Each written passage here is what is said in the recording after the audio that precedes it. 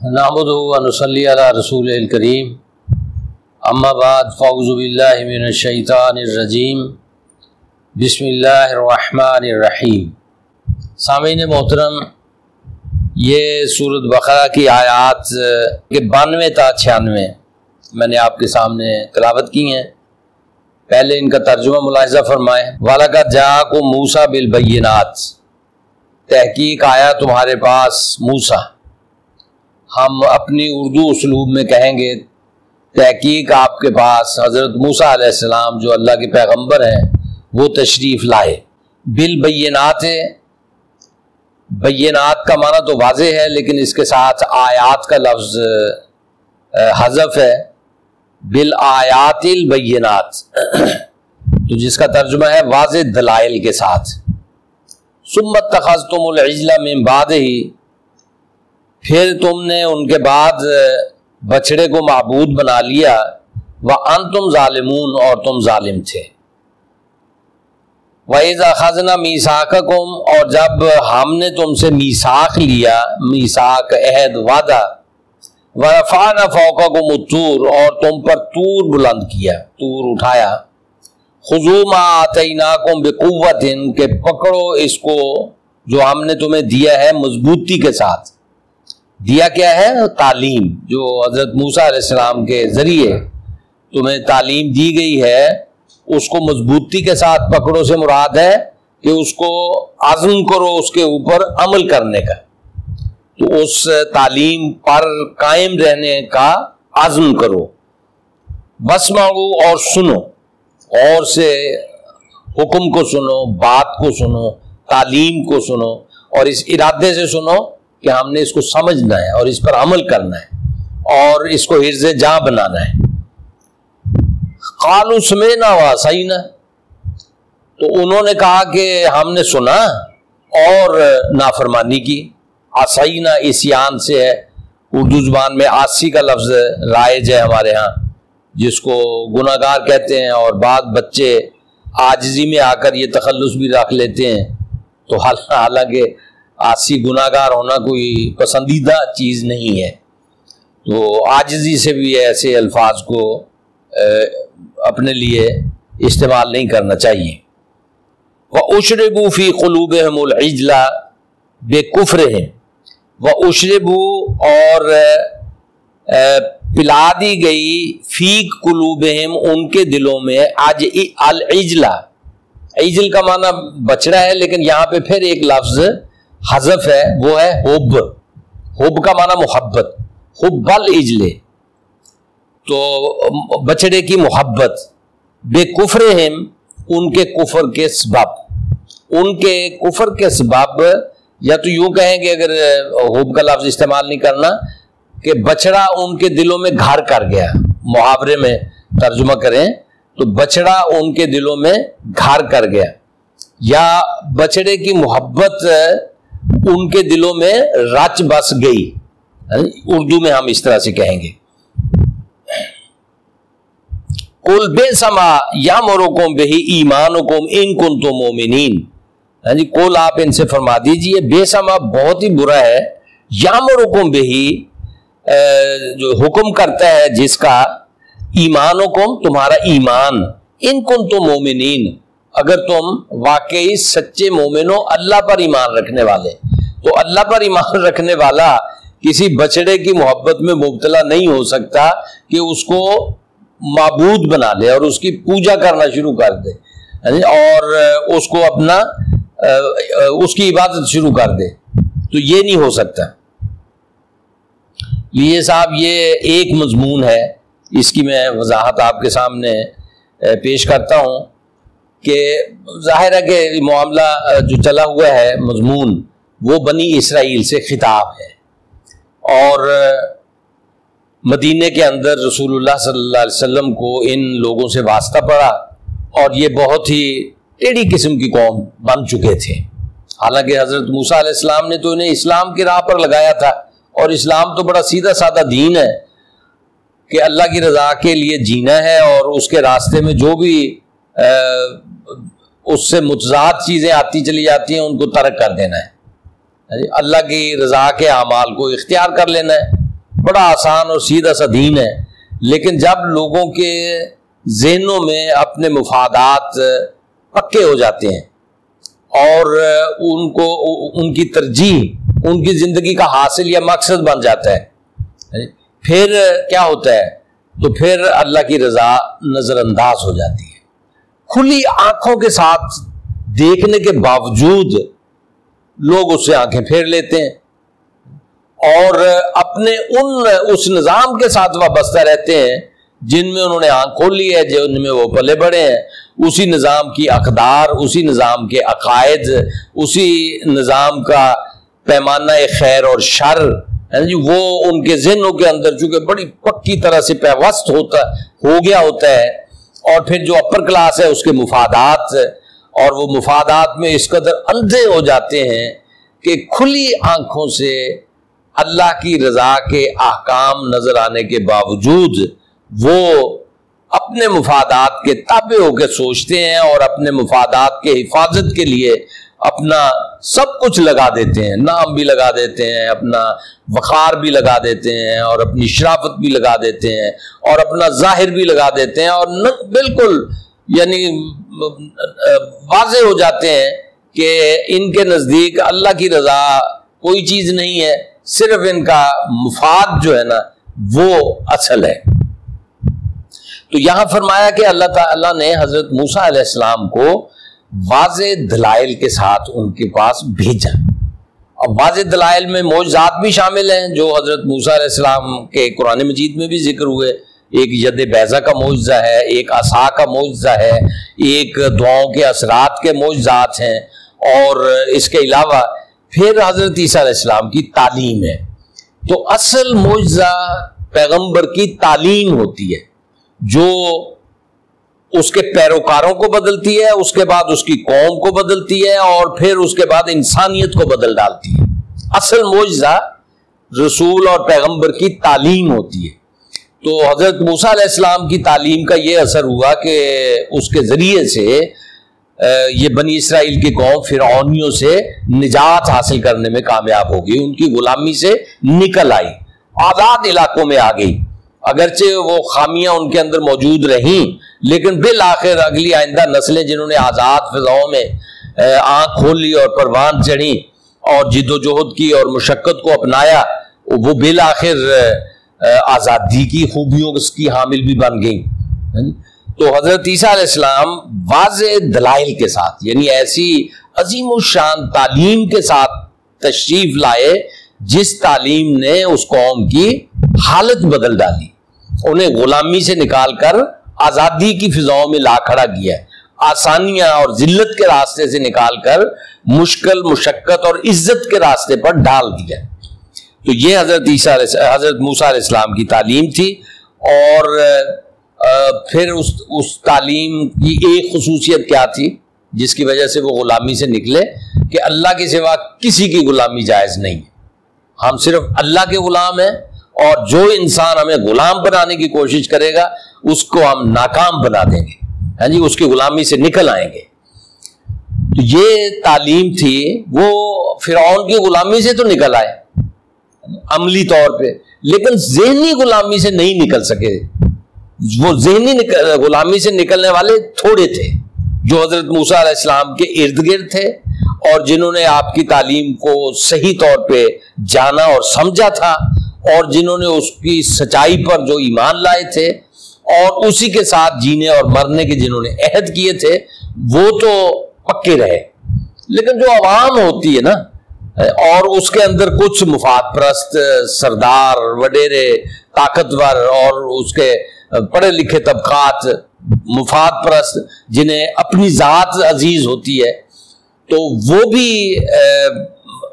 اس درجے میں اس تعلیم کے وفادار نہیں ہوتے۔ ان کی وفاداریاں بھی اپنی ذات، اپنا طبقہ، اس کے ساتھ وفاداریاں ہوتی ہیں، اور وہ اسی کو آگے بڑھاتے ہیں۔ تو یہ اسی نوعیت کے لوگ تھے جن کے بارے میں فرمایا ثم اتخذتم العجل من بعدہ وانتم ظالمون، کہ تم نے اس کے بعد پھر بچڑے کو معبود بنا لیا ہے۔ یہ محض بچڑے کو پوجنا ہی ایک اتنا ہی عمل نہیں تھا،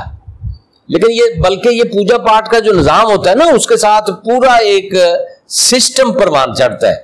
یعنی وہ ایک مرکز بن جاتا ہے اور لوگ وہاں پہ حاضری کے لیے آتے ہیں، مرکز پوجا پاٹ لوگ حاضری کے لیے آتے ہیں، وہاں پہ پجاریوں کا ایک طبقہ ہوتا ہے، ایک بڑا پروہت، یعنی ایک بڑا پوپ، اور ایک بڑا جو ہے اس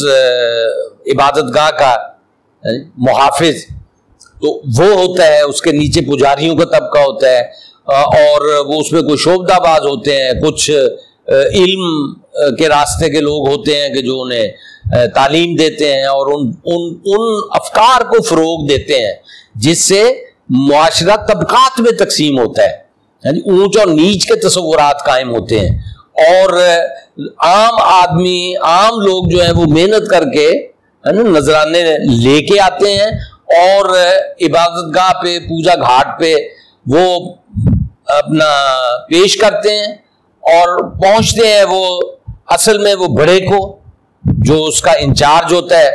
اور بذریعہ وہ پجاری جو ایک طبقہ وجود میں آتا ہے، یہ پیراسائٹس ہوتے ہیں، معاشرے کے پیراسائٹس جو محنت نہیں کرتے بلکہ لوگوں کی محنت پر پلتے ہیں۔ تو اس لیے یہ نظام ہر طاقتور جو نا انصاف ہوتا ہے نا جی، وہ اسی قسم کا نظام قائم کرتا ہے تاکہ عوام کو یہ کیا سکھاتے ہیں، یہ یعنی قسمت پر یقین، مقدر پر یقین، اور ان کی جو حالت ہوتی ہے پست، وہ یعنی ان کو یہ ان کے ذہن میں بٹھانا کہ یہ تمہارے ساتھ اللہ کی طرف سے ایسا ہی ہے، اور ان کی زندگیوں میں جو دکھ، تکالیف اور مصائب آنا، اس پہ انہیں مطمئن رکھنا کہ یہ تمہارے گناہوں کی سزا ہے اور اللہ تعالیٰ تم سے ناراض ہے، اور اللہ تعالیٰ نے تمہیں اس حال میں رکھا ہوا ہے تاکہ وہ اپنی حالت کو بدلنے کے لیے غور و فکر ہی نہ کریں، سوچ ان کے اندر پیدا ہی نہ ہو سکے۔ تو یہ ایک سسٹم ہے غیر اللہ کی پوجا کا، ایک سسٹم جس میں ایک بڑا پجاری اور نیچے چھوٹے پجاری، اور ساتھ ہی اس کے کچھ شعبدے دکھانے والے، اور کچھ بڑے پجاری کی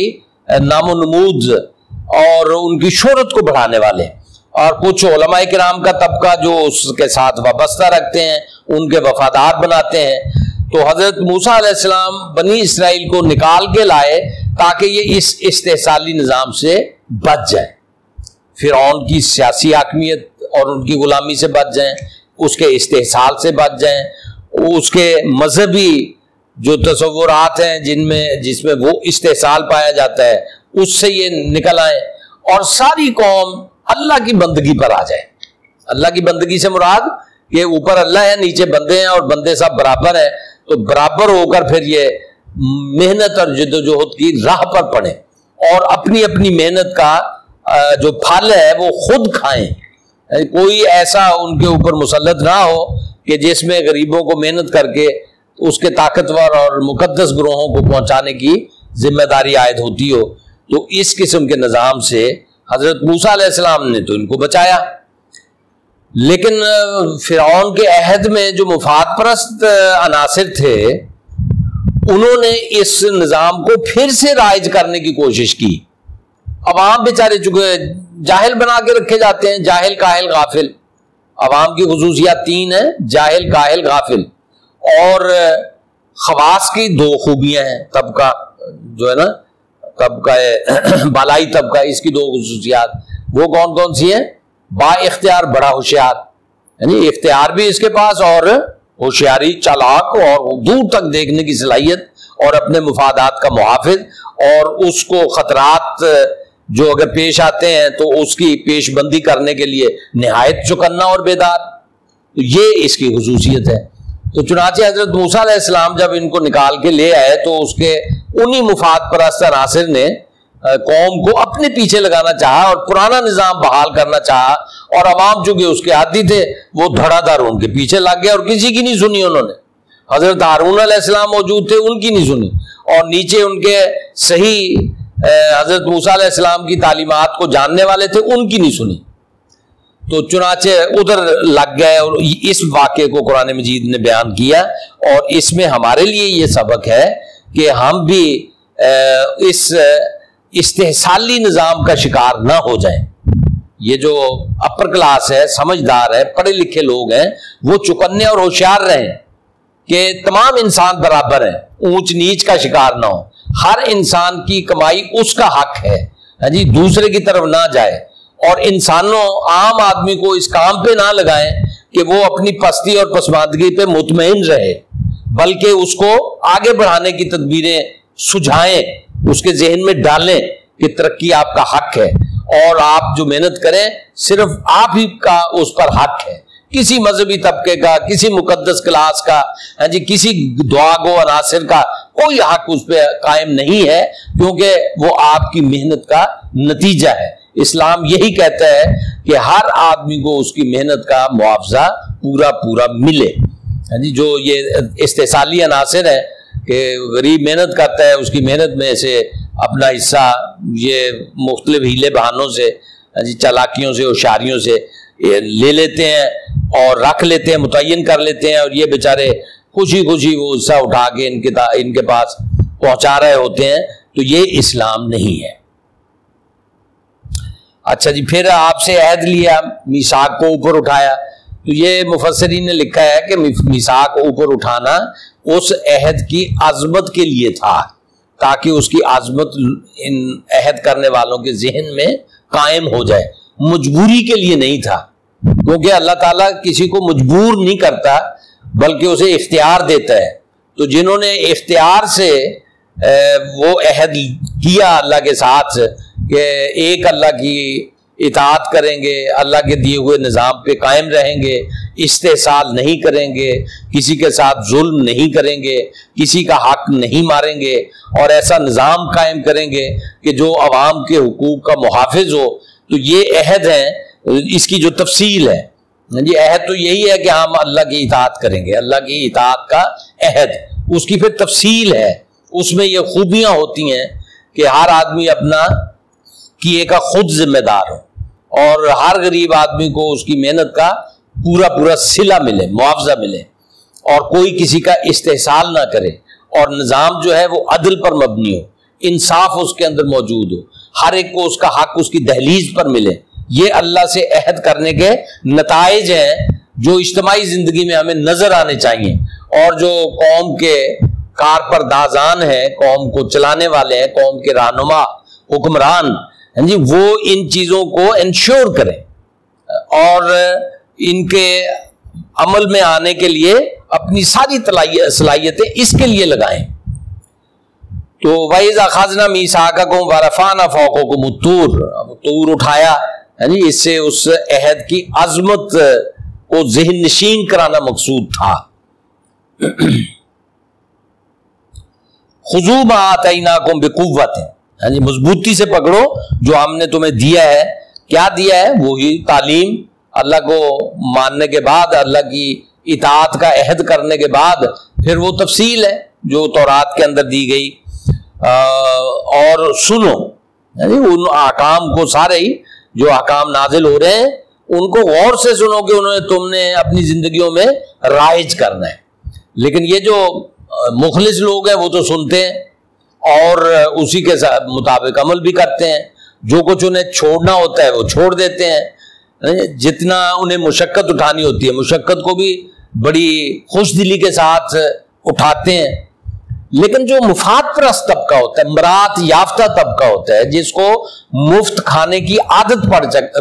چکی ہوتی ہے، جو موروثی طور پر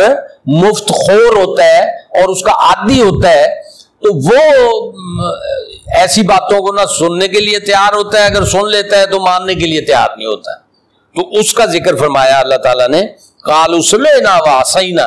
یعنی اس کے اس طبقے نے کہا ہم نے سنا تو ہے، سن لیا ہے لیکن مانیں گے نہیں، وَعَصَيْنَا، اور نافرمانی کریں گے، کیونکہ یہ ہمارے مفاد سے متصادم ہے. ہمیں تو عادت ہے چوری کھانے کی، تو یہ ہمیں خون دینے پہ آمادہ کر رہا ہے، مطالبہ کر رہا ہے. ہمیں عادت ہے لوگوں کے مال کھانے کی، یہ کہتا ہے کہ اپنے مال دے کے عام آدمی کو سر بلند کرو. ہمیں عادت ہے پیدائشی طور پر اوپر بیٹھنے کی، عظمت پر سرفراز ہونے کی. تو یہ نظریہ کہہ رہا ہے کہ تمام انسان برابر ہیں، ایک گلی میں گرا پڑا آدمی وہ بھی انسان ہے اور اللہ کی مخلوق ہے اور ایک ہی درجے میں ہے، اور ہم جو بڑے گھروں کے اندر پیدا ہوئے، صاحبزادے، نوابزادے، خانزادے، پیرزادے، مخدومزادے اور شاہزادے، جی ہمیں گرے پڑوں کے ساتھ ملا رہا ہے یہ نظریہ اور یہ نظام، جی سن تو لیا ہے، وہ مانیں گے نہیں، کریں گے اپنی عظمت کو برقرار رکھیں گے اور عوام کے اوپر مسلط رہیں گے اور ان کی کمائیوں پہ پلیں گے اور ان کا استحصال جاری رکھیں گے اور ان کو نیچا بنا کے رکھیں گے، ہم اوپر بن کے رہیں گے، یہ ان کا کام ہے۔ تو یہ حضرت موسیٰ علیہ السلام کے ساتھ بھی ایسے لوگ تھے، انہوں نے بھی یہی کیا۔ وَأُشْرِبُوا فِي قُلُوبِهِمُ الْعِجْلَ بِكُفْرِهِمْ، ان کے اس کفر کی وجہ سے، ان کے بچڑے کی محبت سے وہ سرشار کر دیے گئے، جی بچڑے کی محبت ان کے دلوں میں رچ بس گئی۔ کیوں؟ اس لیے کہ جو کفر کا راستہ انہوں نے اختیار کیا تھا کہ اللہ کی تعلیم پہ نہیں چلنا بلکہ اس پرانے نظام کو بحال رکھنا ہے، جو نظام اونچ نیچ کا محافظ ہے اور طاقتوروں کو کے مفادات کا محافظ ہے اور کمزوروں پہ بوجھ ڈالنے کی تعلیم دیتا ہے اور عوام کو اپنی حالت پہ پڑے رہنے اور پستیوں میں موجود رہنے پہ آمادہ اور تیار رکھتا ہے اور ان کے اندر کوئی بیداری کی لہر پیدا نہیں ہونے دیتا، یعنی یہ ان کی غلامی پہ عوام، یہ بالائی طبقے کی غلامی پہ رضامند رہتے ہیں اور غلامی ہی میں زندگی گزار دیتے ہیں، ان کے دلوں میں امنگ، آرزو اور سرفرازی کے لیے جد و جہد اور کوشش ان کو خیال ہی نہیں آتا۔ تو یہ ہے بچڑے کی محبت کے نتائج۔ جو شرک پر مبنی معاشرہ ہوتا ہے اس میں ایسا ہی ہوتا ہے، معاشرہ دو گروہوں میں تقسیم ہو جاتا ہے، ایک بالائی طبقہ، ایک نچلا طبقہ۔ بالائی طبقے کی دو خصوصیات، با اختیار بڑا ہوشیار، نچلے طبقے کی تین خصوصیات، جاہل، کاہل، غافل۔ یہ بالائی طبقے کی طرف سے بنا کے رکھے گئے ہوتے ہیں، قدرت نے انہیں ایسا نہیں بنایا ہوتا بلکہ قدرت نے انہیں عقل بھی دی ہوتی ہے اور آرزو بھی ان کے اندر ہوتی ہیں اور تمنائیں بھی ان کے اندر مچلتی ہیں، اور وہ بھی چاہتے ہیں کہ ہماری زندگی میں بھی آسانیاں آئیں اور آسودگی کے دن ہمیں بھی میسر آئیں اور ہم بھی کچھ اس دنیا کی نعمتوں سے متمتع ہو سکیں، چاہتے ہیں، خواہش رکھتے ہیں، لیکن یہ بالائی طبقہ ان کے راستے میں حائل ہو جاتا ہے، انہیں ایسا نہیں کرنے دیتا۔ تو یہ شرک پہ مبنی معاشرے کی یہ خامی ہے۔ قُلْ بِئْسَ مَا يَأْمُرُكُم بِهِ ایمانکم، اور اس کے باوجود وہ پھر صاحب ایمان بھی سمجھتے ہیں اپنے آپ کو، اور دعویٰ بھی ان کا ہوتا ہے کہ ایمان ہمارا ہی صحیح ہے، چاہے اس کے اندر ظلم ہو، چاہے استحصال ہو، چاہے اس کے اندر غریبوں کے بوجھوں میں اضافہ ہو، طاقتوروں کے وسائل اور اس کی دولت میں ہوتا ہوا اضافہ، سارے کے سارے اپنی کھلی آنکھوں سے دیکھ رہے ہوں۔ وہ تعلیم کس چیز کی دیں گے؟ تعلیم دیں گے فقر کی، تعلیم دیں گے قناعت کی، تعلیم دیں گے زہد کی، اور سیرت سے ایسے ایسے واقعات بیان کریں گے کہ جس میں رسول اللہ صلی اللہ علیہ وسلم بہت ہی کم کھاتے تھے، بہت ہی سستا پہنتے تھے، گھر کا کام کاج خود ہی کر لیتے تھے، اور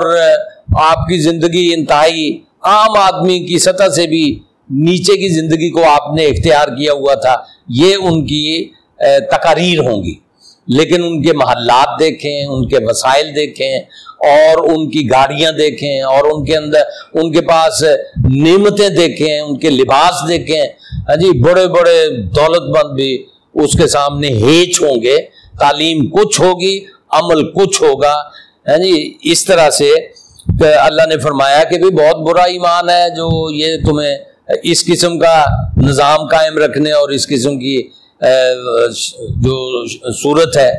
اس کو اختیار کرنے کی تعلیم دیتا ہے۔ ان کنتم مومنین، اگر تم واقعی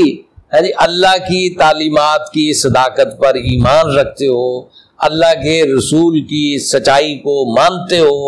اور ان کو اپنا آئیڈیل مانتے ہو، اور انہوں نے جو زندگی دی اور گزاری اور جو نظام قائم کیا اس کو اگر تم واقعی اللہ کی رضا کا حامل سمجھتے ہو تو پھر جو تم نے اختیار کیا ہوا ہے، جو زندگی، جو معیار، سٹینڈرڈز آف لیونگ، دولت اور اس میں اضافہ